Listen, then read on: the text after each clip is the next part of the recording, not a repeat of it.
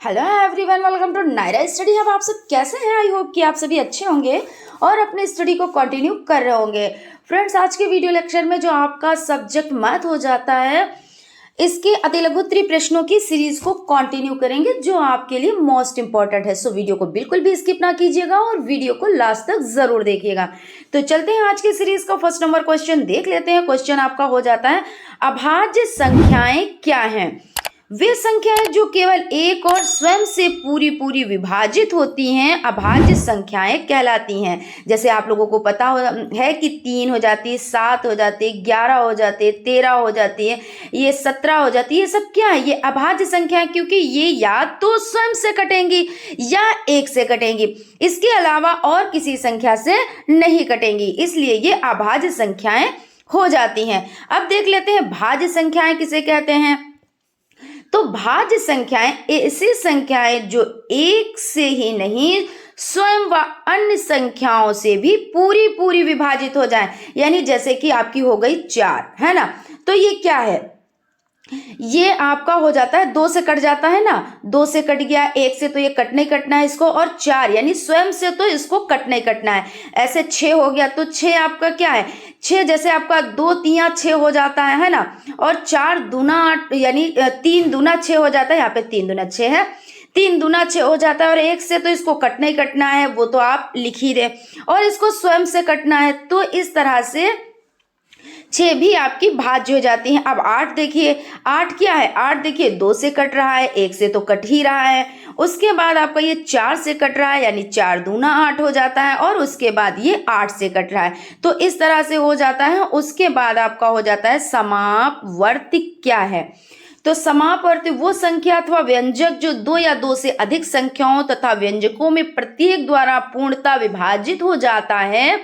दी हुई संख्याओं तथा व्यंजकों का समापवर्ती कहलाता है। यानी कहने का मतलब क्या है कि वो संख्या अथवा व्यंजक जो 2 या 2 से अधिक संख्याओं तथा व्यंजकों में प्रत्येक द्वारा पूर्णतः विभाजित हो जाता है, ठीक है ना, तो वो क्या कहलाते हैं? वो समापवर्ती कहलाते हैं। जोड़ क्या है आपको पता है, जैसे 6 और 4 ये कितना होता है? तो ये 10 होता है ना। बहुत ही नॉर्मली यानी गिनती करने की प्रक्रिया को लगातार करना ही जोड़ कहलाता है। या आप ऐसे कर लें 1 2 3 4 5, यही तो जोड़ है ना, कि भाई 1 में 1 जोड़ा 2 हो गया, 2 में 1 जोड़ा 3 हो गया, 3 में 1 जोड़ा 4 हो गया, 4 में 1 जोड़ा 5 हो गया। यानी लगातार गिनती चल रही है, क्रम चल रहा है, उसमें चीजें जुड़ रही हैं, तो वही जोड़ हो जाता है ना। चीजों को जोड़ना, उसकी गिनती करना। जब आप शून्य को किसी पूर्ण संख्या से जोड़ते हैं तो क्या परिणाम प्राप्त होता है? किसी पूर्ण संख्या में यदि शून्य को जोड़ा जाता है तो योगफल वही प्राप्त होता है। भाई आप जैसे मान लीजिए 5 है और इसमें आपने शून्य जोड़ दिया, तो क्या हुआ? जैसे आपके पास 5 रुपए हैं और जो आपकी फ्रेंड है उनके पास 0 रुपए हैं, तो दोनों को एक में जोड़ा तो कितना बना? तो भाई 5 ही तो रहेगा ना। तो इसलिए क्या है, शून्य योगफल क्या होता है? वही आता है। इसलिए शून्य को पूर्ण संख्याओं में योग का तत्समक अव्यय कहते हैं। देखिए ये आप लोगों के लिए मोस्ट इंपॉर्टेंट है, क्योंकि ये इस तरह का क्वेश्चन बनता है कि भाई योग का तत्समक अव्यय कौन है? तो वहां पे ऑप्शन में आपका 0 भी दिए होंगे, 1 भी दिए होंगे, 2 भी दिए होंगे, 3 भी दिए, लेकिन आपको पता है योग का तत्समक अव्यय 0 है, क्योंकि उसको किसी भी संख्या के साथ जोड़ दिया जाए तो क्या होगा? आंसर वही आएगा, वही पलट के वही संख्या आएगी, है ना। तो ये योग का तत्समक अव्यय हो जाता है। गुणन संक्रिया का संवरक परगुण क्या है? तो गुणन संक्रिया का संवरक परगुण, तो पूर्ण संख्याओं का गुणनफल सदैव पूर्ण संख्या होता है, या गुणन संक्रिया का संवरक परगुण है। भाई पूर्ण संख्याएं हैं और आपने उसका गुणनफल किया तो क्या आएगा आंसर? सदैव पूर्ण संख्या ही आएगा। भाग की संक्रिया क्या होती है? भाग का मतलब क्या होता है? डिवाइड करना, बांटना, है ना, और चिन्ह इस तरह का होता है। तो भाग की संक्रिया गुणन संक्रिया की विलोम होती है, क्योंकि ऐसे कहते हैं कि अगर माइनस है तो बराबर के इधर माइनस है तो इसको प्लस कर दें, प्लस है तो माइनस कर दें, गुणा है तो भाग कर दें, भाग है तो गुणा कर दें, यानी इसकी अपोजिट है। यानी कोई चीज जुड़ रही है तो वो प्लस है यानी जोड़ है, और उसका उल्टा, जोड़ने का उल्टा क्या हुआ? घटाना हुआ, है ना। तो ये उसका क्या है? विलोम है। जैसे यहाँ पे 4 दिए हुए, 4 गुणे 5 तो बराबर कितना होता है? तो बराबर हो जाता है 20 हो जाता है ना। और यहाँ पे भाग की संक्रिया पूछ रहे हैं, तो यहाँ पे 20 और यहाँ पे आपका 4 है, तो 4 पंजे 20 है ना, कि कोई चीज़ 20 है और उसमें 4 लोगों में बराबर बराबर बांटा तो कितने मिले, तो 5-5 मिल गए। तो इस तरह से हो जाता है। संख्या पद्धति किसे कहते हैं, तो अंकों से संबंधित संख्याओं की जानकारी को क्या कहते हैं, तो संख्या पद्धति कहते हैं। गुणन का तत्समक अव्यय, देखिए इस चीज में आप लोग याद रखिएगा, योग का तत्समक अव्यय की अगर ये बात आए, देखिए योग का, यहाँ पे ध्यान दीजिएगा, योग का तत्समक अव्यय तो होता है आपका 0, योग मतलब जोड़ना, ऐसे ध्यान रखें। फिर गुणन का तत्समक अव्यय, गुणन का तत्समक अव्यय तो आप देखिए एक संख्या को किसी से भी गुणा करेंगे तो क्या आंसर आएगा, वही तो आएगा। तो इसलिए 1 होता है। जिस तरह 0 आप जोड़ेंगे तो आंसर वही आएगा, वही संख्या आ जाएगी, क्योंकि 0 जब जुड़ता है तो संख्या उसमें परिवर्तन नहीं होता है। इसी तरह गुणन का जो तत्समक अव्यय है, तो आप एक संख्या से किसी को गुणा करेंगे, जैसे 5 गुणे 1, तो आंसर क्या आएगा, 5 एकम 5, है ना, 5 एकम 5। आप कितनी भी बड़ी संख्या को 1 से करेंगे तो वही आंसर पलट के आएगा। तो इसलिए ये गुणन का तत्समक अव्यय हो जाता है। इनको आप बहुत अच्छे से याद रखिएगा, ठीक है ना। सहस्चर्य परगुण क्या है, तो 3 पूर्ण संख्याओं को जोड़ते समय किन्हीं 2 का समूह बना लेने से योगफल में कोई असर नहीं पड़ता। पूर्ण संख्याओं में यह योग संक्रिया का सहस्चर्य परगुण है। जैसे मान लीजिए आपके पास 4 + 6 है, तो 4 और प्लस 6 और इसको आपने ब्रैकेट कर दिया, एक जोड़ा जैसे कि बना लिया। जब जोड़ा बनाया और इस 8 को आपने अलग कर दिया, ठीक है। अब आपने इसको जोड़ लिया तो 6 और 4 10 होते हैं और 8 18 हो जाते हैं। और अगर आप इसको थोड़ा सा इधर उधर कर दें, जैसे कि आपने इसमें से 4 निकाल लिए, अब आपने क्या किया, 4 निकालने के बाद आपने 6 + 8 कर दिए, तो 8 से 14 और 4 कितना हुआ, 18 हुआ ना। देखिए कोई फर्क पड़ा, कोई फर्क नहीं पड़ा। तो यही क्या होता है, सहस्चर्य परगुण हो जाता है। तो इस तरह से यहाँ पे देख लेते हैं, 3 पूर्ण संख्याओं को जोड़ते समय किन्हीं 2 का समूह बना लेने पर, यानी किन्हीं 2 का समूह बनाए, 3 संख्याएं हैं, किन्हीं 2 का समूह बना ले तो आंसर क्या होगा, वही आंसर पलट के आएगा। तो इस तरह से आपका हो जाता है। उसके बाद प्राकृतिक संख्या क्या, तो आप जानते हो कि 1 2 3 4 5 6 7 8 9 10, ये मतलब यहाँ इन्फिनाइट तक चली जाएंगे, क्योंकि संख्याएं क्या है, कभी पूरी नहीं होती, वो तो इन्फिनाइट तक जाती हैं भाई। जितनी बड़ी संख्या हो उसमें आपने 1 जोड़ दिया, मतलब संख्या आगे बढ़ गई। फिर आपने उस बहुत बड़ी संख्या और भी बना ली, फिर आपने 1 जोड़ दिया, फिर वो संख्या आगे बढ़ गई, यानी इन्फिनाइट तक। तो ये प्राकृतिक संख्या क्या होती है, इन्फिनाइट तक होती है। और स्टार्ट कहाँ से होती है, तो 1 से स्टार्ट होती हैं। और अगर बात करते हैं पूर्ण संख्या की, तो पूर्ण संख्या कब बनती है, तो 0 जब लग जाता है इसमें, ठीक है ना। तो जब 0 लग जाता है तो ये पूर्ण संख्या हो जाती है। तो इस तरह के भी क्वेश्चंस बहुत एग्जाम में बनते हैं कि पूर्ण संख्या कौन है, प्राकृतिक संख्या जो है उसमें सबसे छोटी संख्या कौन सी है ना। तो इस तरह के क्वेश्चंस बनते हैं, ठीक है ना। क्वेश्चन देखिए यहाँ पे भी आप समझ लें, इस तरह से गिनने के लिए प्रयुक्त होने वाली संख्याएं 1 2 3 4 इन्फिनाइट, यानी डॉट डॉट डॉट डॉट गणन संख्या अथवा प्राकृतिक संख्याएं ये कहलाती हैं। उसके बाद है सबसे छोटी प्राकृतिक संख्या, भाई 1 से स्टार्ट हुआ, तो जब 1 से स्टार्ट है तो सबसे छोटी संख्या कौन होगी, तो सबसे छोटी संख्या आपकी 1 हो जाएगी। उसके बाद आपका हो जाता है पूर्णांक क्या है, तो पूर्णांक क्या है, पूर्णांक आपको पता है यहाँ पे 0, पहले आप बीच में 0 कर ले, 1 2 3 4 5 और इधर -1 है ना, -1, फिर आपका हो जाता है -2, फिर -3, तो इस तरह से हो जाता है। तो यहाँ पे आपका क्या है, सभी पूर्ण संख्याएं तथा ऋणात्मक संख्याएं पूर्णांक कहलाती हैं, तो पूर्णांक कहलाती हैं, है ना। अब देखिए क्वेश्चन देख लेते हैं, धन पूर्णांक किसे कहते हैं। धन पूर्णांक, धन मतलब क्या होता है, जोड़ना होता है ना, प्लस वाली जो संख्याएं होती हैं वो, तो सभी प्राकृतिक संख्याएं धन पूर्णांक कहलाती है। अब अगर पूछ लें कि भाई धन पूर्णांक यानी ऋणात्मक, यानी या जो आपकी देखिए धनात्मक होती हैं और एक ऋणात्मक होती है, तो धनात्मक यानी धन, है ना, यानी जुड़ना, तो 1 2 3 4 डॉट डॉट डॉट ये सब क्या है, ये आपकी धन पूर्णांक संख्या है। और ऋण की अगर बात की जाए तो ऋण आपकी हो जाती है -1, -2, -3, ये सभी क्या हो जाती हैं, ये ऋण पूर्णांक हो जाती हैं, डॉट डॉट डॉट डॉट यानी इनफिनाइट तक, है ना।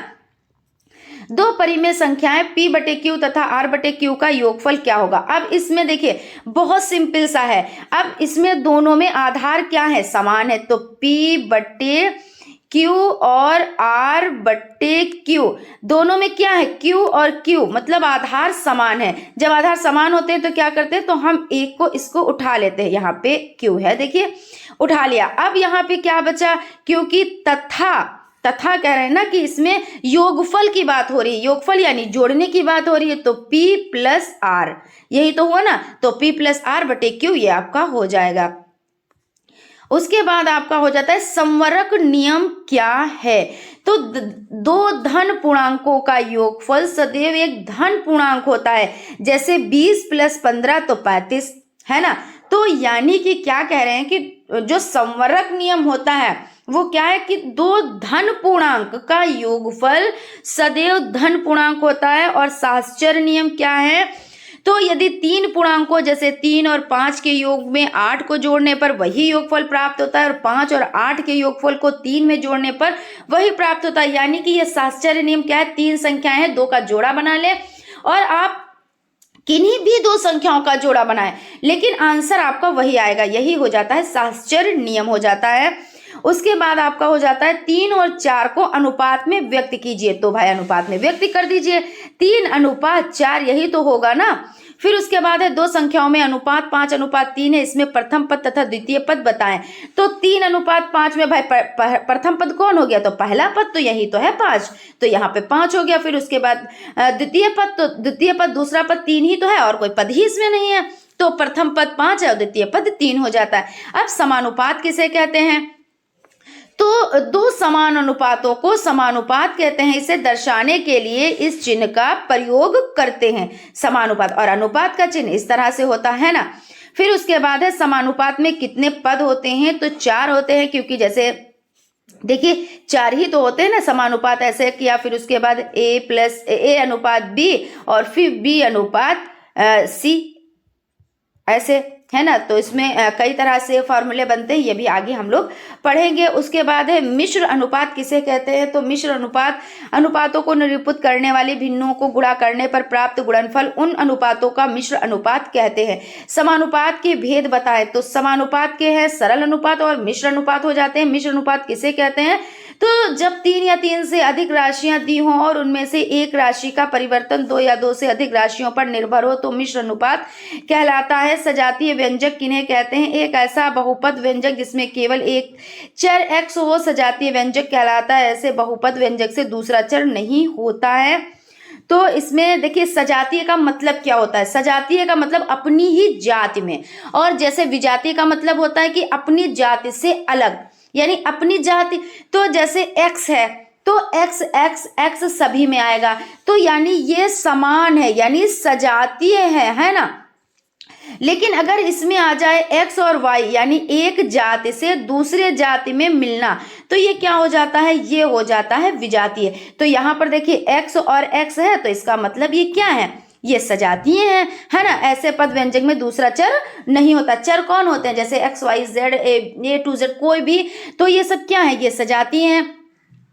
ये मतलब क्या है, चर है। चर और अचर कौन होते हैं, जैसे 1 2 3 ये जो गिनतियां होती है वो अचर होते हैं। तो जो चर हैं तो वो एक ही जाति के हैं, तो वो एक जाति का होना यानी सजातीय है ना। अब यहाँ पे देखिए विजातीय आ गया। विजातीय व्यंजक क्या होते हैं, तो ऐसे बहुपद जिनमें अलग अलग चर होते हैं विजातीय व्यंजक कहलाते हैं। अब देखिए वही चीज आ गई, अलग अलग चर हैं, यानी x भी है और y भी है। तो यहाँ पे देख लीजिए x भी है और y भी है, तो इसका मतलब क्या हुआ, ये विजातीय हो जाते हैं। समीकरण क्या है, तो एक समीकरण समता सूचक ये चिन्ह युक्त बीजीय व्यंजक पर एक प्रतिबंध है जिनमें चर के किसी विशिष्ट मान के लिए व्यंजक के दोनों पक्षों का मान समान होता है। सर्वसमीका क्या है, चर राशि में ऐसा जिसमें दोनों पक्ष बराबर हों सर्वसमीका कहलाती है। क्योंकि देखिए सर्वसमीका में क्या होता है, जब दोनों पक्ष क्या होते हैं, तो बराबर होते हैं। आप उस x का मान जो भी रखेंगे कि दूसरी तरफ भी x का मान वही रखना पड़ेगा। और जब दोनों तरफ मान रखना पड़ेगा, सर्व मतलब क्या होता है? सर्व मतलब सभी, है ना। सर्व समीका, सभी का मान समान होना, समीका समान होना, तो सर्व समीका नाम से ही पता चल रहा है। जैसे आपका 3x + 5 हो गया और 5x - 2x + 5, तो 3x + 5 यहाँ पे है, तो यहाँ पे आपका 5x - 2x यहाँ पे दिए हुए, उसमें नहीं था, हमने रख कर दिया क्योंकि मिसप्रिंट था यहाँ पे, +5। अब यहाँ पे देखिए AB + AC + AD के गुणनखंड कीजिए। अब देखिए इसमें सबसे पहले क्या होता है, कॉमन लिया जाता है।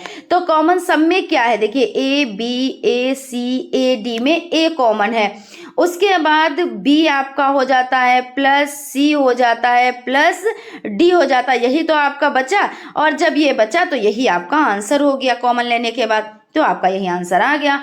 अब आपका है 9x² - 64 के गुणनखंड कीजिए।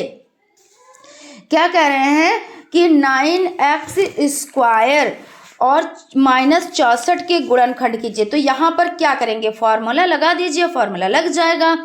तो आप देखिए जो ये 9x² है, तो आप इसको किस तरह से लिख सकते हैं, 3 3 9 होते हैं ना, तो आप 3x² लिख सकते हैं। यहाँ पे इसको इरेज कर देते हैं, फिर लिखते हैं 3x², इस 9 को यहाँ पे लिख देते हैं, 9x² को आप क्या लिख सकते हैं, 3x, और आपका हो जाता है स्क्वायर, और आपका जो माइनस में है तो माइनस में, फिर ये 64 को 8 28 64 होता है ना, तो 8 का स्क्वायर आप इसको लिख सकते हैं। अब देखिए कुछ फार्मूला कैसा बन रहा है, तो A² - B² का फॉर्मूला बन रहा है। यहाँ पर किसका बन रहा है, तो A² - B² का फॉर्मूला बन रहा है। पहले क्या करेंगे, ये ब्रैकेट में कर देंगे, उसके बाद देखिए अब इसको कैसे करते हैं, A + B और A - B, यही तो करते हैं ना। तो A + B, A² - B² को कैसे करते हैं, तो A + B और A - B, ये हो जाता है। अब क्या करेंगे, देखिए A + B की जगह पे हम A कितना है, तो यहाँ पे आप देख लें 3x है ना, क्योंकि यहाँ पे स्क्वायर की तो बात नहीं की गई, क्योंकि यहाँ पे स्क्वायर की बात की गई। फिर उसके बाद जो ये फॉर्मूला होता है जब इसको करते हैं तो ये इसके बराबर ही तो है, इसके बराबर ही ये है। लेकिन यहाँ पे A + B, A - B, और ऐसे भी आप कर सकते हैं A² यानी 2 बार A, तो 2 बार A हो गया, और B² यानी 2 बार B, तो इस तरह से इसको तोड़ते हैं और ये इसके बराबर ही होता है। ये भी सर्व समीका का नियम कंप्लीट करता है ना। तो जो A की जगह पे है तो क्या है, तो A की जगह पे 3x है, तो हम 3x लिख देंगे, है ना, 3x लिख देंगे। और आपका क्या है, प्लस है तो प्लस लगा देंगे। B का मान कितना है, तो 8 है, तो 8 लिख देंगे। अब यहाँ पे हो गया। अब उसके बाद क्या है, A है, तो A पे कितना है, तो A पे आपका 3x है ना, यहाँ पे देखिए A पे कितना है, तो 3x हो जाएगा। और उसके बाद क्या है, ये माइनस का चिन्ह लगा हुआ है, तो माइनस का चिन्ह लगा देंगे। और उसके बाद B कितना है, तो 8 है, तो यहाँ पे आपका आंसर आ जाएगा। कितना आंसर आ जाएगा, तो 3x + 8, और फिर ब्रैकेट में है 3x - 8, ये आपका आंसर निकल कर आ जाएगा। आप देख लें, यहाँ पे देखिए यही आंसर है आपका। उसके बाद क्वेश्चन हो जाता है क्षेत्रफल क्या है, तो किसी तल का वो भाग जो एक आकृति की बाह्य सीमाओं के भीतर घिरा रहता है, उस आकृति का क्षेत्रफल कहलाता है। भाई क्षेत्रफल क्या है, जैसे आपका ये त्रिभुज हो गया, ये आपका वृत्त हो गया, सर्किल भी बोल सकते हैं, वृत्त, भाई मैथ पढ़ रहे हैं तो वृत्त ही बोलेंगे हम, वैसे सर्किल बोलने में कोई दिक्कत नहीं है। वर्ग हो गया, आयत हो गई, ये सब क्या है। अब इनको जो है क्षेत्रफल क्या, ये जो अंदर का भाग होता है ना, ये क्षेत्रफल होता है। और इसका परिमाप कौन होता है, ये जो चारों ये लाइन होती है, ये क्या हो जाता है, परिमाप हो जाता है। तो जो ये भाग होता है अंदर का, तो इसको क्या कहते हैं, इसको ही तो क्षेत्रफल कहते हैं ना। तो घिरी हुई आकृति को क्षेत्रफल कहते हैं, है ना। किसी तल का वो भाग जो आकृति की वो सीमाओं के भीतर घिरा रहता है, उस आकृति का क्षेत्रफल कहलाता है। जो भी आकृति हो, जो बीच का घिरा हुआ भाग है, मान लीजिए खेत है, चारों तरफ तार लगा हुआ है, तो उसका क्षेत्रफल क्या है, तो जो खेत के अंदर का जो तार लगा हुआ है, उसके जो अंदर का पूरा खेत है वो उसका क्या है, क्षेत्रफल है। और जो तार लगा हुआ है वो क्या है, वो परिमाप है, यही तो है ना।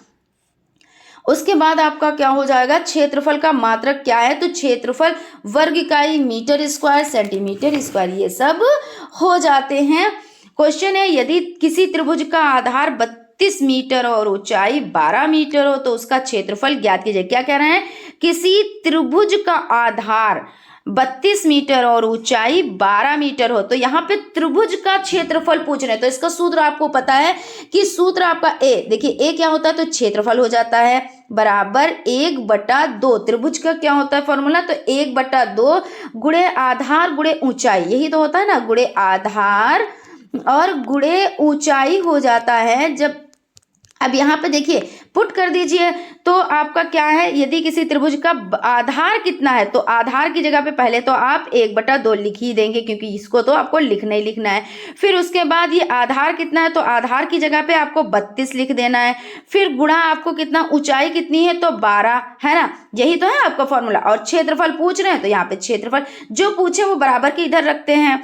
तो उसके बाद आप इसको काट दीजिए। देखिए 2 1 कम 2, 2 6 12, इस तरह से भी यहाँ पे भी आप काट सकते हैं, ऐसी कोई बाउंडेशन नहीं, क्योंकि गुणे में है तो कटेगा, है ना।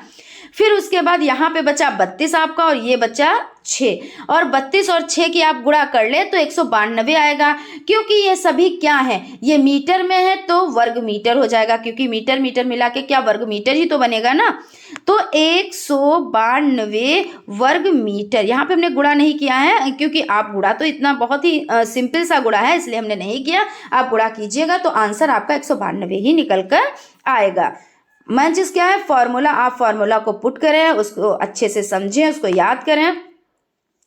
यदि एक समचतुर्भुज के विकर्ण 26 सेंटीमीटर व 12 सेंटीमीटर है तो समचतुर्भुज का क्षेत्रफल बताएं। अब क्या कह रहे हैं, समचतुर्भुज का क्षेत्रफल पूछ रहे हैं। अब इसका फॉर्मूला क्या होता है, तो इसका फॉर्मूला यहाँ पे क्या है, क्षेत्रफल बताइए। तो क्षेत्रफल आपका हो जाता है, क्षेत्रफल बताइए है तो क्षेत्रफल बराबर 1/2 समचतुर्भुज के विकर्ण का है ना, तो 1/2 गुणे विकर्णों का गुणनफल, आप ऐसे लिख सकते हैं, विकर्णों का गुणनफल, और आप देखिए D1 गुणे D2 भी इसको लिख सकते हैं। क्या लिख सकते हैं इसको, D1 गुणे D2, D1 गुणे D2, इस तरह से 1/2 D1 गुणे D2। अब क्या है, तो D1 पे क्या है, यदि एक समचतुर्भुज के विकर्ण, समचतुर्भुज आपने बनाया उसके विकर्ण 26 सेंटीमीटर हैं और 12 सेंटीमीटर हैं, तो क्षेत्रफल ये आपका A हो गया, 1/2 हो गया गुणे 26 सेंटीमीटर, क्योंकि D1 है तो 1 पहली संख्या कौन सी है, 26 है, और दूसरी कौन सी है, तो 12 संख्या है, यही तो है ना। फिर उसके बाद आपने इसको काट दिया, 2 एकम 2 और 2 एकम 2 और 2 3 6, यही तो हुआ ना, तो 13 निकल कर आया। उसके बाद 13 और 12 की आप गुणा करा दीजिए। जब आप गुणा कराएंगे तो इसका आंसर आपका निकल कर आएगा 156, क्योंकि ये किसमें, सेंटीमीटर में है। तो जब सेंटीमीटर सेंटीमीटर आप मिलाएंगे तो वर्ग सेंटीमीटर हो जाएगा ना, तो वर्ग सेंटीमीटर, क्योंकि उसकी भी तो गुणा करानी होती है ना, तो वर्ग सेंटीमीटर, इस तरह से ये आपका आंसर निकल कर आ जाएगा। उसके बाद आपका क्वेश्चन हो जाता है, एक घन की कोर 14 सेंटीमीटर है तो उसका आयतन ज्ञात कीजिए। घन कैसा होता है, घन देखिए ऐसे ही तो होता है घन। अब क्या कह रहे हैं, एक घन की कोर, घन मतलब क्यूब होता है ना, तो एक क्यूब ही तो होगा ना, एक क्यूब, तो उसका आयतन, अब आयतन ज्ञात करना है तो सबसे पहले घन की कोर बराबर 14 सेंटीमीटर और घन का आयतन तो ए क्यूब हो गया। ए क्यूब का मतलब क्या होता है, जो संख्या दिए हो उसको 3 बार, और अगर इस पे ए स्क्वायर लगा होता तो जो संख्या दिए हैं उसको 2 बार, है ना, और क्यूब दिए हैं तो जो संख्या दिए हुए हैं तो उसको क्या करना है, उसको 3 बार करना है। तो यहाँ पे देखिए घन का आयतन ए क्यूब और संख्या है 14, तो 14 को 14 गुणे 14 गुणे 14, और जब आप इसका आंसर करेंगे तो आपका आंसर निकल कर आएगा 2744। और क्योंकि ये घन निकालने हैं तो घन और घन, तो घन सेंटीमीटर ही तो होगा ना, तो 2744 घन सेंटीमीटर हो जाएगा। यहाँ पे हमने गुणा नहीं किए हैं क्योंकि गुणा यहाँ पे बहुत ही सिंपल से गुणा कराए गए हैं, इसलिए हमने गुणा नहीं किया। आप लोग अच्छे से कर पाएंगे। अगर कहीं पे कोई दिक्कत है, कोई चीज़ नहीं समझ में आ रही, तो आप लोग कमेंट बॉक्स में कमेंट करें, हम उसका रिप्लाई देंगे और उसका सोल्यूशन भी देंगे, ठीक है ना। तो इस तरह से हो जाता है। उसके बाद है आयत किसे कहते हैं और इसका क्षेत्रफल तथा परिमाप ज्ञात करने का सूत्र बताएं। अब आयत आपको पता है, इसी तरह से तो आयत होती है ना कि दो आमने सामने की जो भुजाएं हैं वो बराबर होती हैं, ये और ये भुजा बराबर है, ये और ये भुजा बराबर है। और अगर वर्ग की यहाँ पे बात कर लेते हैं तो वर्ग जो है उसकी चारों भुजाएं बराबर होती हैं। अगर एक ए है तो दूसरी भी ए है, तीसरी भी ए है, चौथी भी ए है। लेकिन आयत में क्या होता है कि अगर ये भुजा ए बराबर है तो ये दो बराबर होंगी और ये दो बराबर होंगी, यही तो होता है ना। और त्रिभुज में क्या होता है, तो तीनों जो समचतुर्भुज होता है, सॉरी जो त्रिभुज होता है तो वो कैसा होता है, उसकी तीनों भुजाएं बराबर होती है, तभी तो त्रिभुज बन पाएगा। अगर छोटी बड़ी होंगी तो जैसा मान लीजिए कोई एक 5 सेंटीमीटर है तो एक 3 सेंटीमीटर है तो एक 2 ही है, तो कहाँ बन पाएगा। तो इसकी भी भुजाएं बराबर होनी चाहिए, तीनों भुजाएं बराबर होनी चाहिए। तो यहाँ पे आयत की बात कर रहे हैं तो आयत की बात कर लेते हैं। एक आयत 4 भुजाओं की आकृति है। हाँ बिल्कुल 4 भुजाओं की भाई देखिए आकृति है, 4 भुजाएं हैं, भले वो छोटी बड़ी हो इससे मतलब नहीं है। जिसकी आमने सामने की भुजाएं, देखिए आमने सामने की भुजाएं बराबर होती हैं, बिल्कुल होती हैं। और इसका प्रत्येक कोण कितने का बनता है, तो समकोण यानी 90 डिग्री का बनता है, यही तो बनता है ना। तो ये हो गया। अब आयत का क्षेत्रफल, तो क्षेत्रफल क्या होता है, जो ये अंदर की जगह घिरी होती है, यही तो क्षेत्रफल होता है ना। तो इसका क्षेत्रफल का सूत्र होता है लंबाई गुणे चौड़ाई। जो क्षेत्रफल है इसका सूत्र हो जाता है लंबाई गुणे चौड़ाई हो जाती है। और आयत की परिमाप यही तो है। तो 4 देखिए चारों तरफ ही घिरा हुआ है तो परिमाप से घिरा होता है, तो 2 और क्या हो जाता है, लंबाई प्लस चौड़ाई यही हो जाता है आयत का परिमाप। और ये चीज़ आप लोग ध्यान रखिएगा कि जो क्षेत्रफल होता है वो जो बीच का एरिया होता है वो होता है, और परिमाप जो होता है वो आपका हो जाता है जो चारों तरफ जो लाइन खींची होती है, जिस बाउंड्री में है वो जो बाउंड्री के बाहर की जो लाइनें खींची होती हैं उसी को क्या कहते हैं, तो परिमाप कहते हैं। तो इस तरह से आप लोग इसको बहुत अच्छे से ध्यान में रखिएगा, सूत्र बहुत अच्छे से रट लीजिएगा। क्योंकि देखिए कुछ चीज़ें ये आप कहेंगे कि मैम रटने के लिए कह रही हैं, और रटना तो मना है क्योंकि बच्चों को रटा कर, लेकिन अब आप छोटे बच्चे नहीं हैं जो आप रटेंगे नहीं, लेकिन ये चीज़ अगर रटेंगे नहीं तो फिर चीज़ें याद कैसे होंगी, और इनको तो याद ही करना रहेगा, है ना। वर्ग क्या है, इसका क्षेत्रफल ज्ञात करने का सूत्र बताए। तो वर्ग अभी देखिए जिसकी चारों भुजाएं बराबर होती हैं वो वर्ग कहलाता है। और प्रत्येक कोण कौन सा होता है, तो इसमें भी प्रत्येक कोण आपका समकोण ही होता है, यानी कि आपका 90 डिग्री का होता है।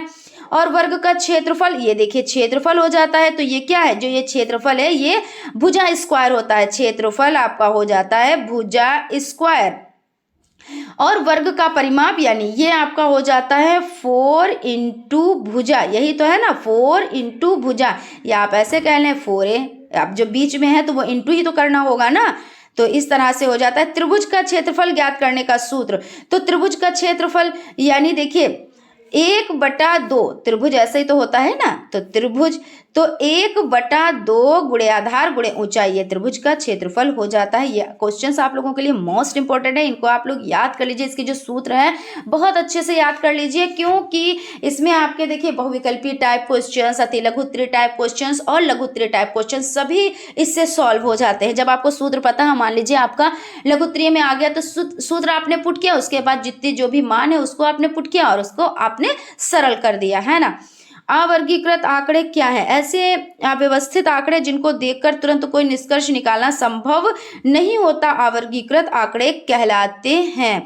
उसके बाद है वर्ग अंतराल किसे कहते हैं, तो वे समूह जिनके द्वारा आंकड़ों को विभक्त किया जाता है वर्ग अंतराल कहलाते हैं। उदाहरण स्वरूप 0.5, 5, 10, 10, 15 ये आपके हो जाते हैं।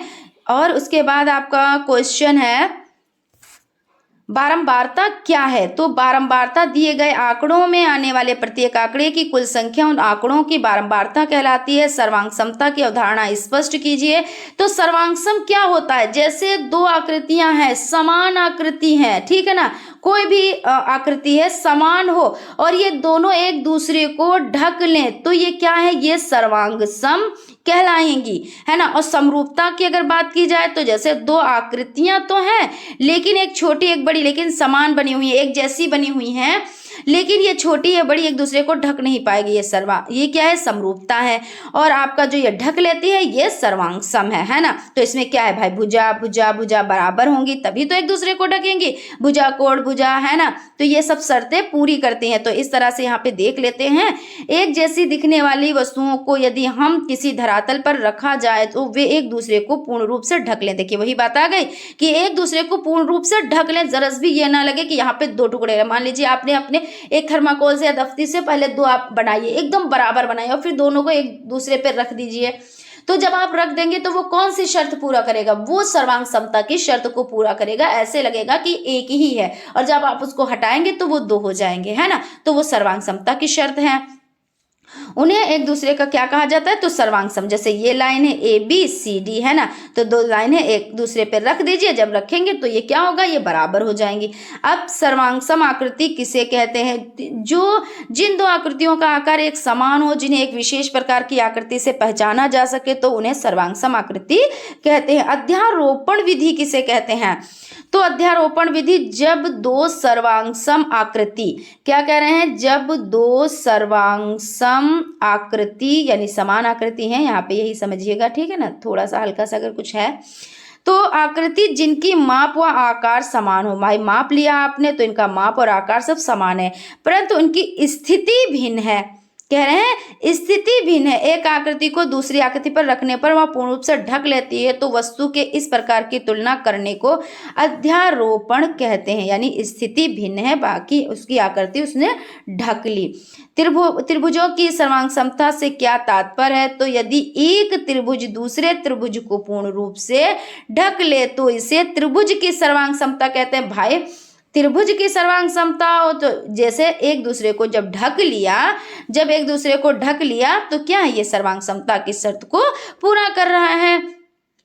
त्रिभुजों की सर्वांग समता की क्या शर्तें हैं? तो कोण भुजा कोण सर्वांग समता का नियम है। फिर भुजा कोण भुजा सर्वांग समता का नियम है। भुजा भुजा भुजा सर्वांग समता का नियम है। इस तरह से हो जाता है। पूर्ण संख्या 6, 9 और 11 लेकर गुणा के सहस्त्र नियम की पुष्टि कीजिए। तो वही देखिए सहस्त्र नियम की पुष्टि करनी है गुणा करके।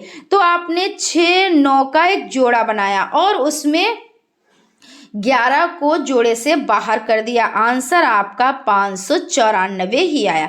फिर आपने क्या किया? इसमें से एक नंबर को ले लिया और 11 के साथ जोड़ा बना दिया और आपने एक नंबर को बाहर कर दिया यानी 6 को बाहर कर दिया। फिर भी आपने गुणा किया लेकिन आपके जो आंसर पे कोई भी फर्क नहीं पड़ा। क्यों नहीं पड़ा? क्योंकि ये जो पूर्ण संख्या है गुणा का सहस्त्र नियम की पुष्टि करता है। तो इस तरह से आपका हो जाता है। आप ऐसे ही आप फॉर एग्जाम्पल यानी एग्जाम्पल दे के आप अच्छे से वर्क कर सकते हैं। अब उसके बाद आपका हो जाता है क्वेश्चन आपका है रेखीय समीकरण क्या है? तो रेखीय समीकरण को देख लेते हैं। रेखीय समीकरण क्या है? ऐसी समानता सूचक कथन जिसमें प्रयुक्त चर की घात 1 हो रेखीय समीकरण कहलाते हैं। क्योंकि देखिए x + y = 7, x + 1 = 5। अगर इस पे घात 2 लगी हो तो द्विघाती समीकरण, 3 लगी हो तो 3 घाती समीकरण, लेकिन यहाँ पे कोई घात नहीं लगी हुई है तो रेखीय समीकरण ये हो जाएगा। इसे समानता सूचक चिन्ह का प्रयोग हुआ है। इसमें देखिए समानता सूचक यानी = है ना, समानता सूचक। उसके बाद आपका हो जाता है क्वेश्चन है x + 1 = 2 को हल कीजिए। तो x + 1 = 2 को हल कर लेते हैं। यहाँ पे आपका हो जाता है, देखिए सबसे पहले क्या करते हैं, जो नंबर है उनको एक तरफ लाते हैं और जो हमारे जैसे x y ये सब चीजें हैं इनको एक तरफ कर देते हैं, है ना। तो आपका है x + 1 = 2। अब क्या करेंगे? x को x अपनी जगह पे रहेगा, उसके बाद इस इक्वल टू 2 हो जाएगा। और ये देखिए एक जो है आपका प्लस में है तो ये माइनस में हो जाएगा, इसको इधर उठा के लाएंगे तो किस में हो जाएगा, माइनस ही में तो हो जाएगा।